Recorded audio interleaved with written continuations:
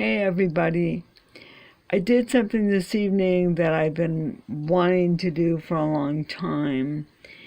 I'm going to show you this and talk a little bit about it because it's important when you go tiny or downsize that you understand it's okay to keep things unless you've decided to live a minimalist life. If you're just going tiny but not minimalist, it's okay to keep belongings and it's okay to keep mementos.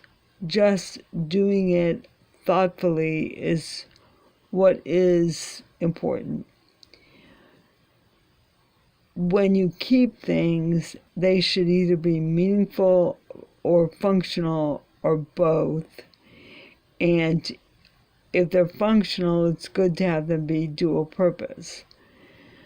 I had kept a few cards that I got this year. I don't normally throw cards away, but since I've been living tiny, I have. But I had kept several that I wanted to find a way to display. Today I was in a thrift store in Lodi, and I found these two frames, and I thought, oh golly, I could use those for the cards that I wanted to keep and display. So I probably will put away some of the framed pictures that I have in my writing loft to display these. I can rotate them out. I have a couple of empty cubbies that I could put some of them in and then switch them out throughout the year. These cards are very meaningful to me. The one on the right is a Mother's Day card that I got from Patrick. I wanted to keep the whole card, including what he wrote inside. A lot of times when I keep cards, I'll just keep the outside, if the outside is very pretty, or if the note inside is very meaningful, I just keep the note. When I moved, I threw away all the cards that I'd kept except one or two Mother's Day cards from Patrick. And those are in a photo album in my underbed storage. But these are cards I've gotten since I've been here. At any rate, this was my Mother's Day card this year.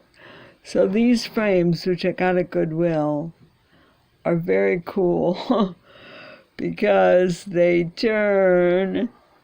This is a card that I got from my sister on Mother's Day this year. And so I put these two together because they're both about Mother's Day. So I really like these, and I will probably sit these on my desk up in my writing loft. This frame over here, which I also got at Goodwill. So I don't know if you can see what it says, the message. I'll read it to you. The first message up here was the outside of the card, and it says, "We count our lives in years." And then the other words down here were actually on the inside of the card, and they say, "And yet more meaningful are the friends we've made along the way." This card came from my friend Katrina. She wrote a very sweet note inside, and I cut it out of the inside of the card and I taped it on the back of this. So I was able to keep both the card, which is very beautiful, and the message. And then this also turns around. This is a card that I got from my friend Deanna. Deanna and I went to St. Louis University together. She was in college when I was there in graduate school.